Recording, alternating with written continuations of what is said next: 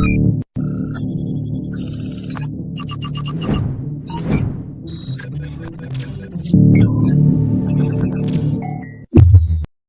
everyone, it's the Canadian Futures Trader here. Welcome to the channel and welcome to the video. Gotta get more followers. Everyone, I think you're really going to enjoy today's video. I had a chance to talk with Rod, the Futures Fanatic.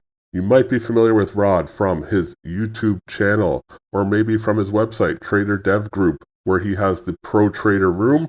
Rod is very dedicated to empowering traders, helping them learn proper sizing, proper trading techniques, and going slow at the beginning, and that really comes across in the interview. Like myself, Rod is also a funded trader with multiple companies. There's a lot to learn from Rod, and even just in our short conversation, I think there are some great takeaways for traders out there. And of course, one interview would be complete without my rapid-fire questions at the end. You want to stick around and hear Rod's answers to those. Enjoy my conversation with Rod, the Futures Fanatic.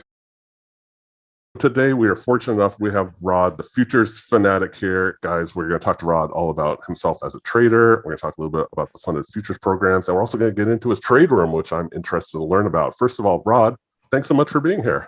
Thank you, CFT. That's guess what I'll call you. Appreciate you having me. Perfect. I know I've been in demand. A lot of fans of the Futures Fanatic out there. And as always, I like to learn a little bit more about the person as a trader first. So let's just start way back at the beginning. When did you start trading and what did you start with? Not necessarily just futures, but when did you start trading? What's your background there? Yeah, I've been at this a long time. I actually started trading professionally back in 1995. I joined Merrill Lynch in 1994 as just a regular old financial consultant. I beat down their doors to get in there. I thought I was hot stuff when it came to sales because I had some sales experience when I got out of college. And I ended up meeting some guys from Payne Weber in a particular establishment where young men will go and flaunt money and talk about stuff. And I was like, hey, I need to get into this business. So I started in Merrill Lynch in Beverly Hills office in 1995.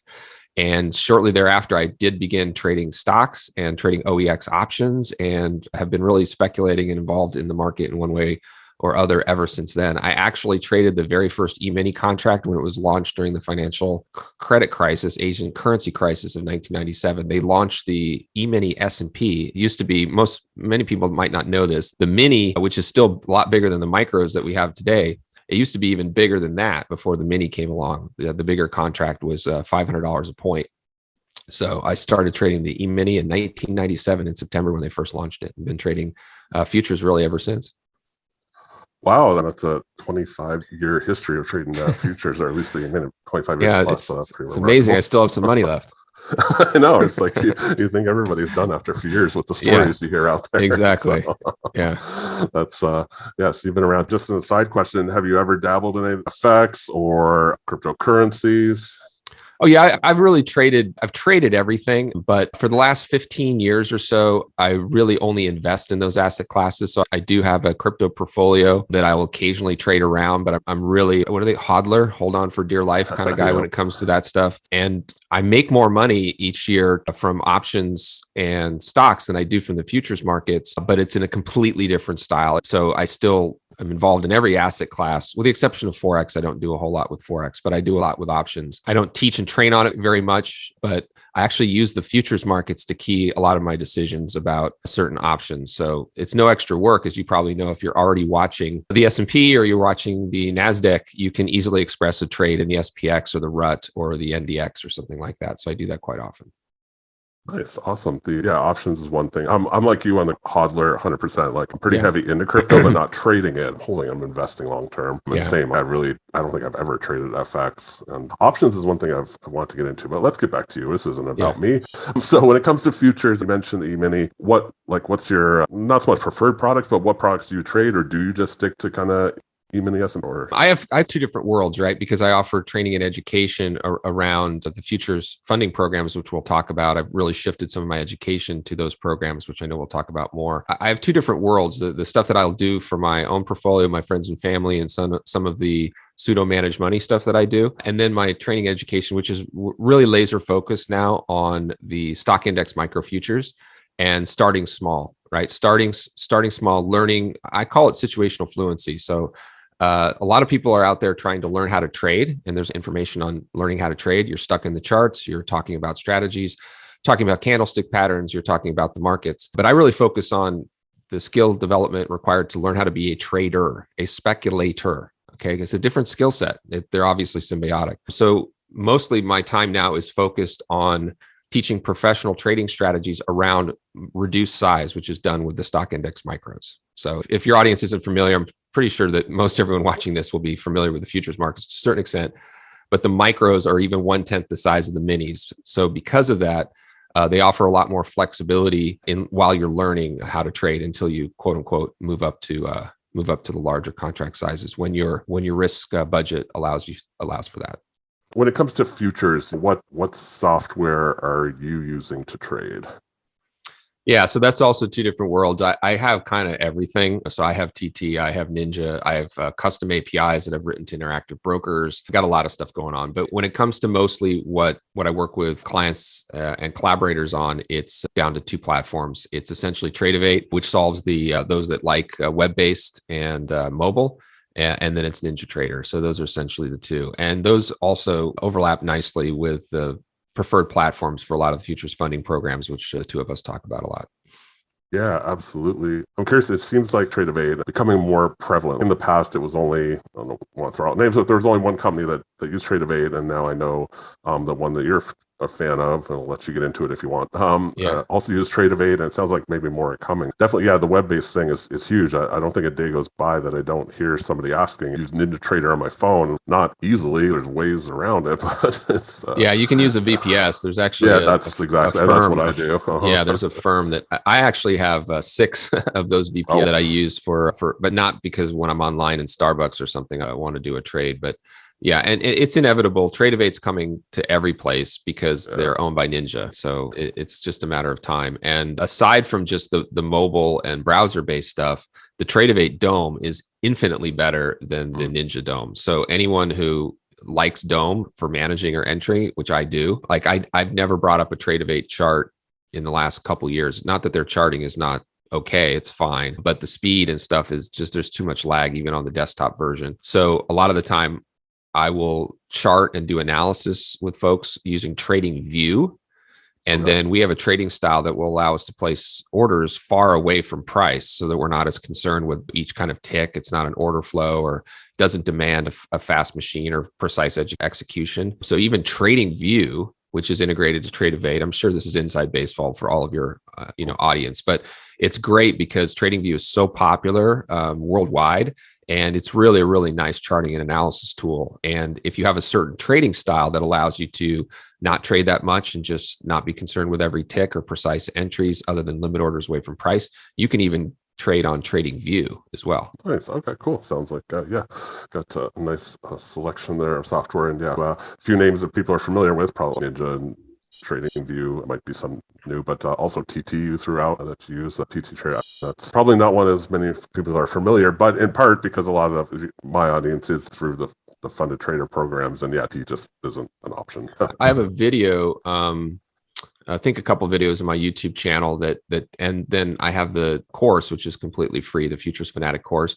And I have a 20-minute video where I go into probably 25 platforms on there. There are a lot, because the Rhythmic and CQG are the two dominant data connections. Some people like Quant Tower, some people like Motive Wave, some people like Sierra. I don't push or talk about those as much because it's a big deal to try to learn a brand new platform. You're going to probably have to be stuck with the ones that, and I don't mean stuck in a derogatory term, but just use the ones that are associated with the firms that you're looking to get funded with, if that's a program that you're interested in. It doesn't make sense to, I don't think you could run your Apex on Quant Tower if you want, but if you have any problems or any issues or anything, good luck. They're not going to help you at all. So that's the downside of that. No, definitely. And I think most people entering the world are looking for the easy, they just want to get in, they want the easy setup, and you get a free Ninja license and whatnot. So cool. So speaking of the funded programs, let's transition to those a little bit. You are a funded trader, as am I. Are you comfortable rattling off a few names or all the names of companies you are funded with? Sure. Before I do that, though, I also want to point out that, and I think I know that when you create content around this, I'm sure that you get similar questions around what's your vetting process or why do you recommend, and you have a lot of fantastic content on that. So I'm sure everyone's on your channel already knows that, but I want to use this opportunity to point out what I do on the due diligence side, because I think it's important, because these firms are popping up all over the place. And the names like TopStep, everyone knows them. Apex, a new entrant, but has quickly become one of the leaders. UProfit, Earn to Trade, Bullinox, Tick Trader, Elite Trader Funding. I could rattle off a lot of them. And I get contacted by more every day. Yeah. So I have a due diligence process that I go through where before I will ever create content, and this is true even from TopStep. I was one of TopStep's very first big traders, as big as you could be back in 2013. Know Michael Patak, know those guys. And I've done the same thing ever since, which is I go through the program myself so I can experience, and this is on the eval side to start, right? I want to understand how easy is it get set up? When do I get my login credentials? All that kind of stuff. But what I've added now, what's really important with these new firms is when I get contacted by their affiliate manager, I first say, hey, I need to speak to your founder. I want to speak to them live on a Zoom call. And with every one that I create contact on, that has been the case. So every single one, I speak to the founder. A lot of the time, these founders now are in Europe as well. So they're creating futures funding programs out of Europe, which is a little different because Europe used to be FX. So every place I create content for, I do that. I go through the program. And until recently, I also got to the funded stage so I could understand how quickly that worked. But there's a couple firms where I haven't even taken a withdrawal because I don't trade the account. Like Earn to Trade is example. Like I've gone through the TCP program. I don't think I'll be able to finish it because there's various stages and I just don't have the time. I literally have on a notional value, millions of dollars of these accounts already. And for the last year or two, they've only been for the purposes of vetting before I create content. So to rattle them off, it's Apex, UProfit, LeeLoo, Earn to Trade, not Elite Trader Funding yet. I'm going to go through that slow. I'd like to talk more about that going forward.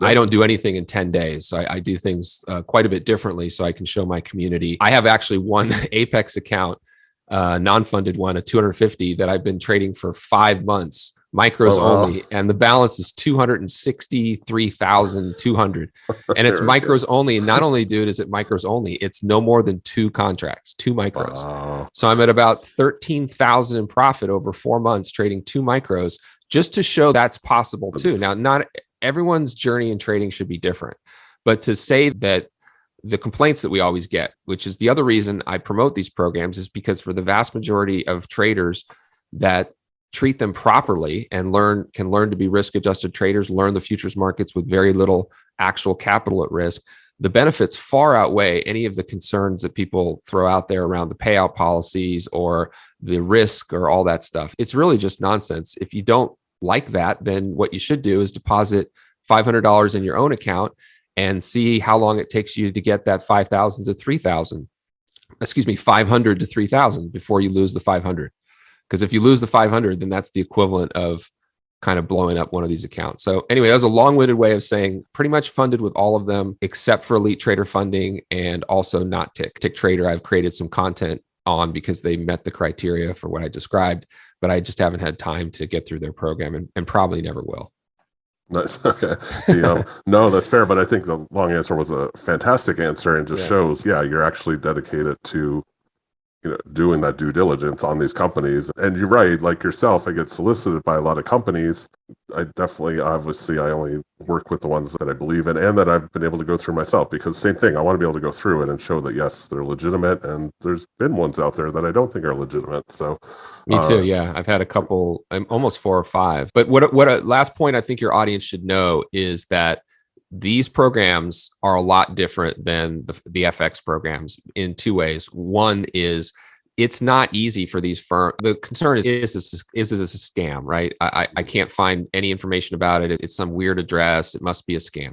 Well, I'm not saying that there might not be ones that pop up in the future that have all these criteria that say trade on NinjaTrader, trade the futures markets, and set up a front that's not actually correct. But all the ones that I mentioned, I'm sure everyone that you've mentioned, it's not easy for these firms to set this stuff up. You can't be fly by night. You have to have deep pockets, good programmers, relationships, because Ninja does not allow just any schmo off the street to offer their platform. They do their own due diligence. I'm a member of the Ninja vendor program, and it's not easy. I love when they, CFT, I don't know if you are, probably don't want to do that because they'll go and crawl your site, and then they give you compliance things that you have to do in terms of your site just to be a vendor of Ninja. So anyway, just your audience should know that if I'm creating content, you're creating content, or other reputable people in the futures world are creating content about a new firm, it was not easy for that firm even to get set up and started because there's a lot of stuff with the exchange, with the data, with the platforms. You can't really be a fly-by-night futures funding company.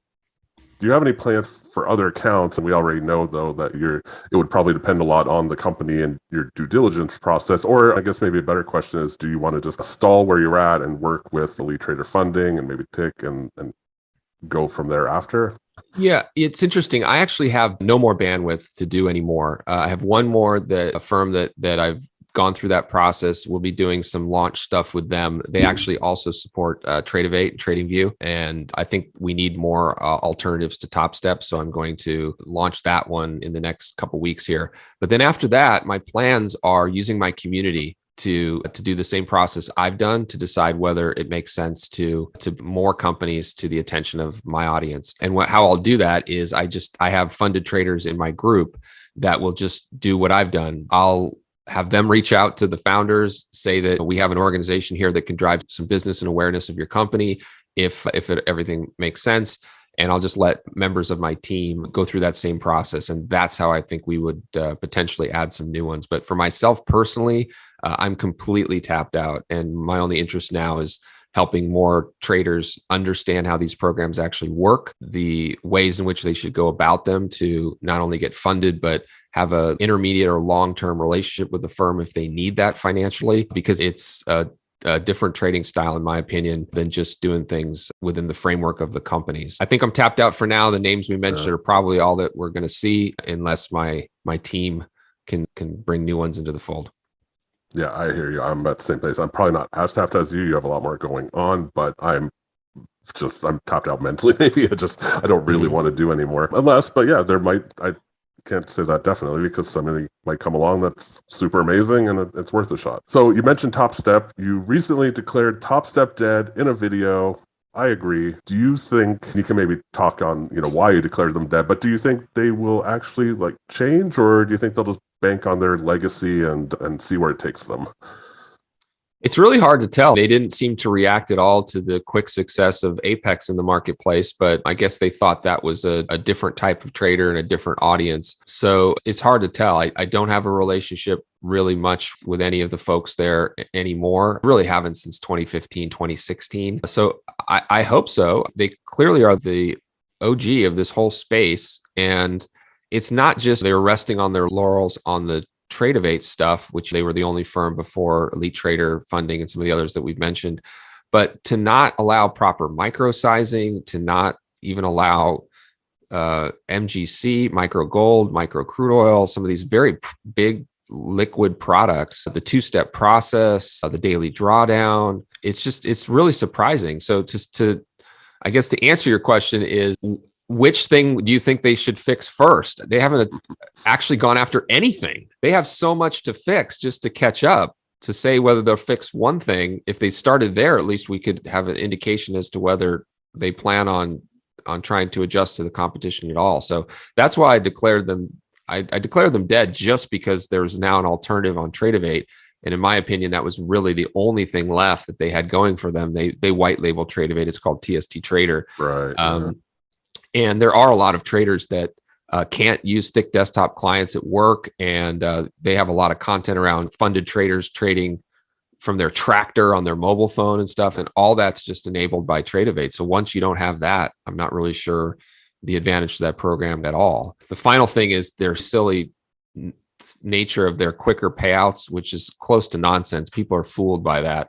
This consistency where you have to make $100 a day for 5 days in a row. And then it's just all nonsense. They do not have faster payouts, anybody. They do not in any way, shape, or form. If every possible star aligned and you went through the evaluation in 8 days and then waited for your account and then did everything absolutely perfectly, it just doesn't work out like that, folks. So even the payout stuff is not more advantageous than some of the competitors.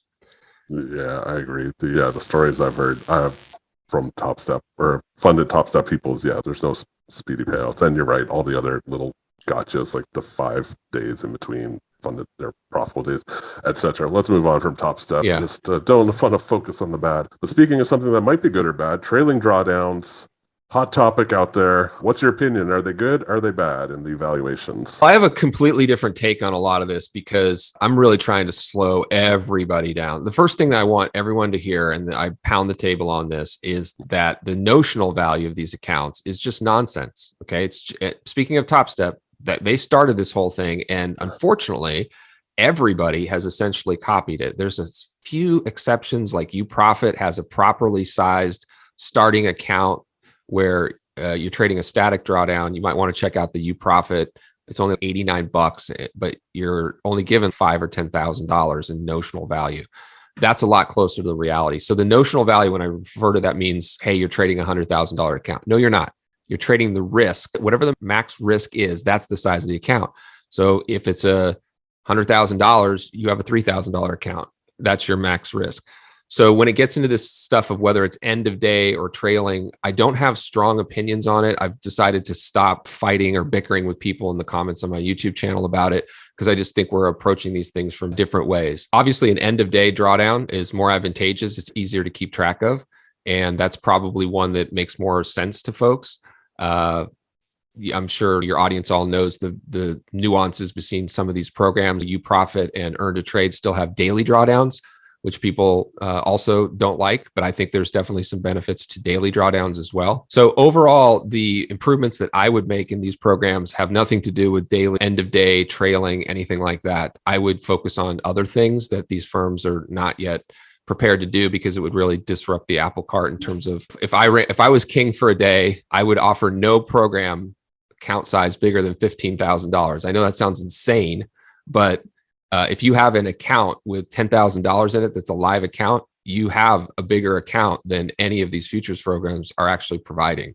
So just so you know, because even the $300,000 accounts, they don't have $10,000 drawdowns. So if you want to deposit $10,000 in an account, you essentially have the same amount of buying power. With day trader margin, you actually do have the same amount of buying power. So all right. Yeah, no, that was inside baseball. If people aren't really familiar with these programs, so I apologize. Yeah, no, I think it's good for people to hear, because I do think a lot of people that follow me are newer to trading, and I can speak from experience. When I first found these programs, and you see whatever, $100,000, $300,000. I started with TopStep $50,000 account was my first account, and in your head you see those numbers and you think, oh wow, I'm gonna get 50. You think it because that's what's shown, and over time you realize, wait a sec, this isn't quite right. And I still get emails to this day, people saying, do I actually get an account with whatever $50,000 in it? I'm like, no, you don't. So when I get to go through the explanation, so well, and think of that, just if we use TopStep as an example, which is fine because a lot of other programs are based on that. If you have a $50,000 notional value account that they say you're trading, and you can trade 5 minis, S&P minis, which is $50 a point, that would be $250 if you put on all the size. You have $1,000 drawdown. Okay. In 4 points, you've blown up. Everyone should just understand that, once they understand the math around futures, is that these programs, if they have any deficits, in my opinion, it's that they actually structure the programs to that all traders are highly overlevered if they use all of the available buying power that they're given. Highly overlevered, like ridiculously overlevered. You shouldn't even be able to trade one E-mini in $1,000 account, in my opinion. So anyhow, that's now I know folks like you and many others in your audience have learned how to navigate these things and had great success within dancing between the raindrops. So don't get me wrong that they're all bad. It's just that a lot of people need to realize how over-levered they are in these programs if they get anywhere close to the amount of risk or the amount of sizing that they're provided. That's why the trailing drawdown frustrates so many people. I don't even know what the trailing drawdown is in half of it. I haven't blown up an account in forever, like literally forever. My cost basis is zero on millions of dollars of these firms, but that's just because I've been doing this a long time. But I can teach and show people how to also do that, but they just have to have the patience that many traders are not going to have. They're going to YOLO a lot because the programs are set up to allow them to do that. So speaking again of prop firms, I mean, your perfect prop firm, if you were designing a prop firm, I know there's a lot to them. There's a lot of aspects. Are you able, though, to rattle off a few features that would be standout to you that you would definitely include in your own prop firm that you're building, the Rod Futures Fanatic funding company? Sure. So I think I would do a Frankenstein approach where I take pieces of what I like from a lot of the programs that are out there that you and I both talk about. So the first is the trader career path from earn to trade, this concept of a tiered approach to having additional buying power as you grow with the firm. I think that would be a component of anything that I would offer, because a major limitation of the current structure, even if you can buy multiple accounts, is that you are limited based on where you've started and how you start. Whereas the ascension that a trader career path offers, if people aren't familiar with that, you can go to CFT's channel or my channel, or just look up Earn to Trade, and you'll understand how those programs work. So I would definitely have a component of that. I would also do what's not popular, so a lot of people would not be buying my program, is I would have a much larger minimum days. And instead of this monthly subscription that you're fighting against, I would make it more of a one-time program, maybe a 90-day program with a lot more intensive education and really explaining to people how to build portfolios, how to manage risk, and focus more on the risk management side than on the profit objective side. I would also allow for some minor swing trading with micros. There are some programs out there that allow that. It's a subtle, not super important thing, but in the markets today, that hour between the close and the reopen is actually an interesting time period now. It might not be as we go into the summer. And it's not like you can't close the position and reopen it again, but I would look to make this a lot closer to what you can actually do as a real trader. I would also offer cross margining, which is a silly thing that would be more advanced. That simply means that in live markets, if you are short the S&P and long the NASDAQ, you're cross-margined, because while they're not 100% correlated, right? The Dow and the S&P are more correlated. The live broker will give you cross-margining buying power because you're kind of hedged, right? There's almost nothing taught about hedging or anything like that. It's just all YOLO directional trading that's going on in a lot of these programs. So I would have that element as well. Probably a lot more, but that's the foundation of some of my wish lists.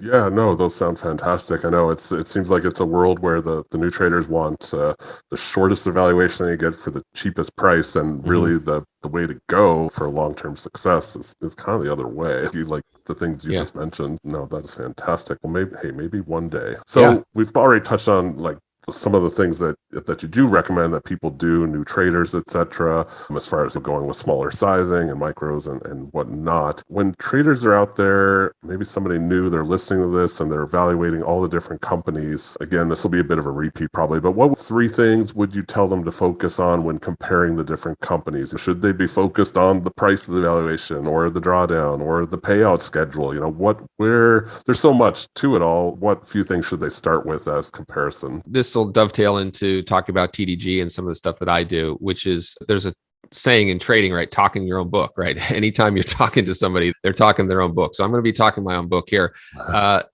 All of the programs that I mentioned, that you mentioned, and that some new ones that might come down the pipe based on the due diligence process that I've already talked about, they're all fine. The spending your time on that is not where I would spend my time. Where I would spend my time is on figuring out how you develop as a trader. And there's a lot of different opinions on that. There's self-educated people that believe they can get to the point they need to be at from all of the vast amount of information that's online and on YouTube.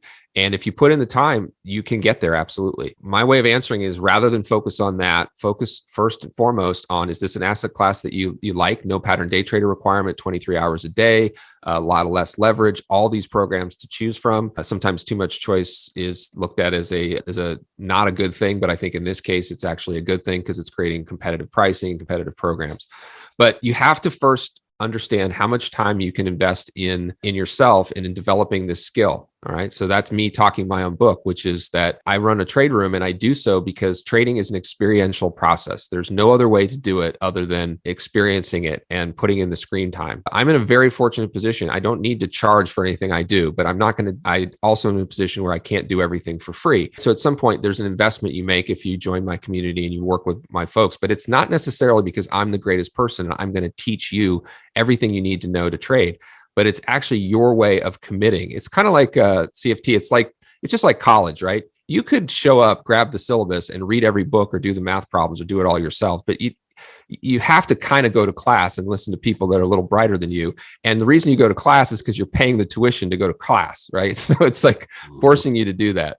So anyhow, all the programs, I don't think you can go wrong with any of the ones that we mentioned. So that would not be the criteria I would start with. I would start more with how are you going to educate yourself, learn a strategy, put in the time, and hone your skills so that passing any of these is really at some point a breeze at some point in the future for you.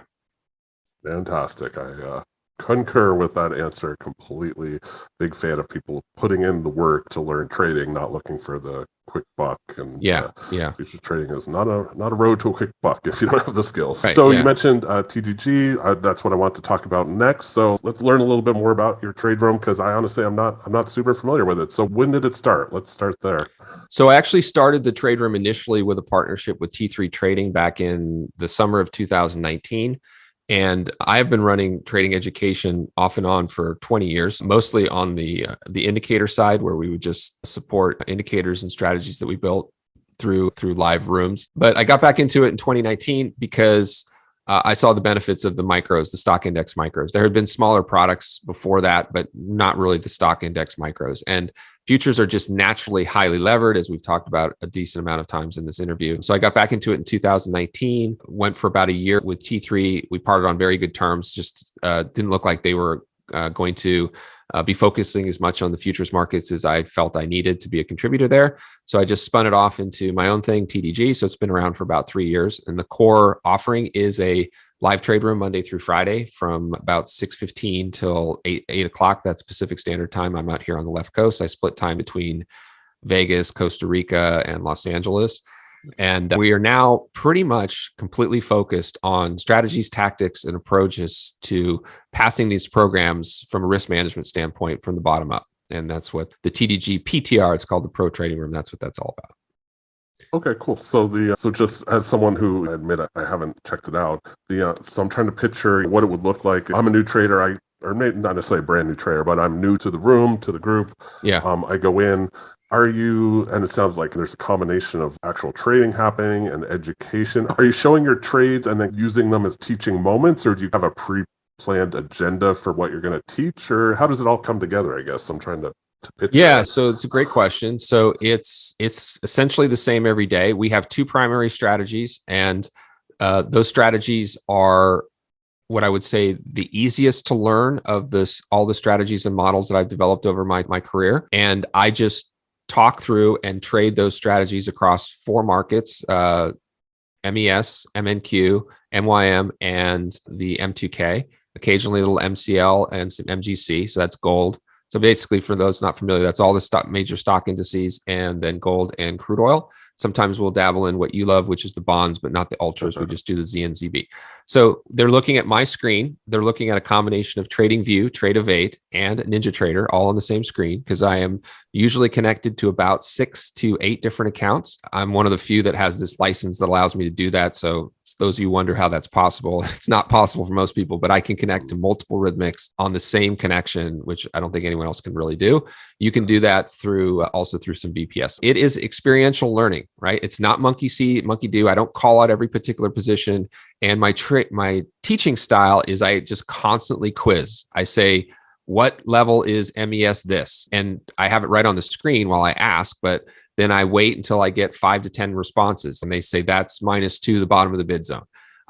My only goal is to reinforce what I believe is the only 4 things that matter in trading, which is 1, risk management, 2, high probability entries. I don't care if you use my high probability entries, but you need to put in the time and the effort to know on a walk forward, real time, out of sample basis that you have high probability entries. I don't believe in any of this nonsense around you can have a trading strategy that has a less than a 50% win rate. Fine, great, good on you. Try to deal with the emotional capital of losing 1 out of every 2 trades. Now, if you size things correctly, we don't have to get in this big debate. I know you already know this. Many of your audience will know this, that there's no one way. There's plenty of ways. There's infinite ways to make money and lose money. But when you're starting out, what I reinforce is that you have to have high probability entries and you have to be a risk manager. And then the other 2 things is if your trading strategy doesn't involve volatility and volume, you don't have a trading strategy. There's no edge in a moving average. There's no edge in drawing a trend line. There's no edge in all that stuff is nonsense. Volatility and volume are all that. If you don't have one or both of those as a component of your trading strategy, you're probably going to not be able to produce alpha or consistent returns. So that's it. It's a very immersive experience. I ask a lot of questions all the time. And then we end each session with how the morning session was. Big G, small g, big R, or small r. And our goals are to just never have a big R. Big R is a large losing session, right? The goal in the trade room is to string together as many profitable sessions as possible within the risk budget. But also the most important thing is to never have that big R, so that we never have a blow up. We never have a bad session together as a group. And the hundreds of people that are in there can attest to that. Some people can't even believe it when they're on a 10-day trial, that they see at the end of the session, they see, 20, 30, 40, 50 people say small g, small g, small g, big G, big G, big G, small g, small g, small g, every single day. And the reason we can do that is because we're sizing things properly and we're taking high probability entries. We don't win every day. No one wins every day, but we never take big losses. Completely agree. Like, you can go read all the books you want, but the immersive experience is how you really, I mean, that goes for more than just futures trading. That's like almost like I'm trying to learn French right now. I live in Quebec, and like just being immersed in it is far more productive than reading a French book and trying to learn how to spell, learn adjectives or whatever. Being immersed will go a million times further. I'll put links in the video description down below to your YouTube channel and to tradersdevgroup.com. People should definitely check that out as well. Yeah, and if you could also, if anyone's watching this interview, if you use the code SAVE10, it'll take the $10 off and you can do a 2-week free trial. I only do the $10, not because I need it. And by the way, I donated all of it to Kiva, which is one of my favorite non-charities. It's actually a micro lending program. I just have all the data to show that if you do a free trial, people don't show up as much as if they even pay $1 or $10. So that's why I do that. But if you want to avoid that, it's Save 10, and you can go to the link that CFT will provide, and you can have 2 full trading weeks inside the room to see if it's something for you. There you go, guys. You got nothing to lose. Hey, use that code SAVE10 and check it out for 2 weeks. You can trade with the futures fanatic himself and learn yourself a little something Rod is passionate about, and something I encourage people to do as well. Yeah. Nothing to cancel, guys. It doesn't auto rebill anything or whatever, so don't worry about that. See? Fantastic. All about helping out the traders out there. Cool. I think we're wrapping up, but I like to end every single interview with my patented, not so much, but rapid fire questions. Rod, I'm going to fire them off. Some are trading, some are not. Okay. Whatever comes to your mind. First answer. Are you ready? I'm ready. Okay, here we go. Rod, the futures fanatic. What's your favorite color? My favorite color is Dodger Blue. Dodger Blue. There we go. You can only trade one product only for the rest of your life. What would it be? One product. Ooh, that's a tough question, but it'd probably be the ZN. Oh, I like that. A treasury product first. Well, big size. You can throw tons of size. I can do 1,000 cards if I want. A man after my own heart. Would you rather be long or be short in a trade? Long, always. Yeah. The word YOLO has come up a few times. Rod, have you ever YOLO'd a trade? Oh, for sure. Yeah. I don't do it quite as much anymore, but I have a story that I tell sometimes about YOLOing the British pound on the night of Brexit. That's a YOLO and a half right there. Number between 1 and 10. What's your ideal number of monitors? My ideal number of monitors right now, I have 2. I have 2 44-inch large monitors and then a 6 on the screen. So I guess I have 6 on my desk that are spread across the desk, and then I have the 2 big ones up here. So I have 8, but I don't recommend or like this configuration. I'm trying to cut it down to just the 3 laptop with the 2 externals that I can use so I can travel more. Perfect. Nope, that is fair. And then this one, I'll be curious to hear your answer, actually. The final question, what is your favorite, if you have to just pick one, online futures tryout firm? Ugh. This one's tough for you. I have to pick one. Dude, you can name 3. You do what you like. I mean, we're not too strict with the rules around here. Yeah. CFT headquarters. Or you can pass. If you really feel uncomfortable, you can pass. I'll just give 2, and this could change. So if you're familiar with NinjaTrader and you know that platform where you want to learn it, I would go with Apex. Apex overall has the best things going on. I'm closer to those guys, and I know that they're doing a lot of things on the back end to keep making their program even better and grow with the traders that want to grow with them. And then it would be this new entry, Elite Trader Funding, because they were the first to really get Trade to market. I've worked closely with those guys as well. And I think that they're a fantastic alternative to TopStep, as we discussed, because of their platform support, and they allow multiple accounts, which is a little teaser. I'm working on with my team a Trade copier. That's going to be really, really popular. So just so those of you that like the Replicanto Flowbots or the ones from Apex, and you have developed the skills, this is next level stuff, gang. I'm not saying you go big right away, but when you've developed the skills and you know what you're doing, there's no problem using leverage properly. So you can do that at Apex using Replicanto or their trade replicator, and you'll be able to use mine soon too, which will replicate trades on Trade in an elegant way as well. Guys, I want to thank Rod for being here. We have learned a lot today. Rod has given us some fantastic information for all you traders out there. I want you to check out the links below. Use that code SAVE10 at the Traders Dev Group for his live trade room. Rod, thanks again a million times for being here. Thank you for having me, CFT. I appreciate it. And yeah, thanks to your audience, and learn futures, everybody. It's the future. There you go, guys. So definitely, besides the trade room, you should check out his YouTube channel as well. He has tons of great content out there as well. There's a link down below to that. And on that note, everyone, I want to thank you so much for watching. I'll see you in the next video.